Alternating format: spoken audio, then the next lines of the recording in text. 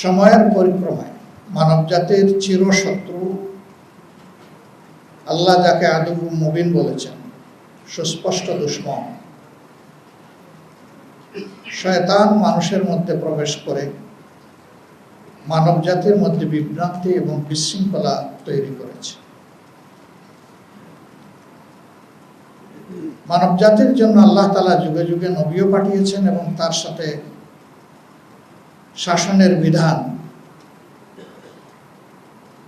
আসমানি কিতাবও পাঠিয়েছেন। যেহেতু আল্লাহ তাআলা মানব জাতিকে পয়দা করেছেন, মহান আল্লাহর চাইতে মানব জাতির প্রয়োজন অন্য কেউ বোঝার প্রশ্নই উঠে না। যেহেতু আল্লাহ তাআলা তার সকল সৃষ্টির উপর মানব জাতিকে শ্রেষ্ঠত্ব প্রদান করেছেন, কাজেই এই শ্রেষ্ঠ জাতিকে আল্লাহ তাআলা সবচেয়ে বেশি ভালোবাসেন, এটাই প্রমাণিত। এই ভালোবাসার জায়গা থেকে আল্লাহর বিধান আল্লাহ তাআলা যুগে যুগে দান করেছে। এর মধ্যেই এবছরের 12 ফেব্রুয়ারি সাধারণ নির্বাচন এবং সংস্কার পরিষদের সংস্কারের জন্য গণভোট অনুষ্ঠিত হয়েছে।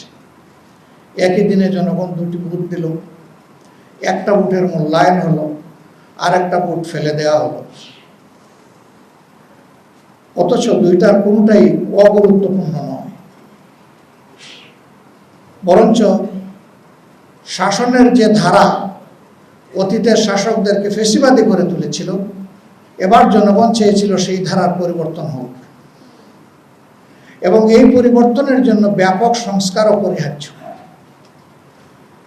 দীর্ঘদিন জাতীয় ঐক্যমত্য পরিষদে দেশের সকল গুরুত্বপূর্ণ দল একত্রিত হয়ে 31টি দল মাসের পর মাস ডায়ালগের পরে যে চার্টার তৈরি হলো, তার উপরেই গণভোট অনুষ্ঠিত হল। কিন্তু আফসোস, বর্তমান সরকারি দল প্রায় 70% জনগণের এই মতকে অগ্রাহ্য করল।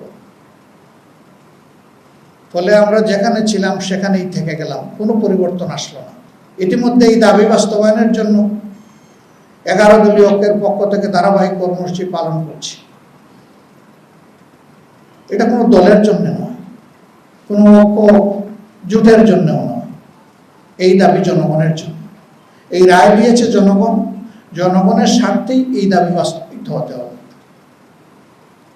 এর সাথে মৌলিক যে সংস্কারগুলো আরও আছে সেগুলোও করতে হবে।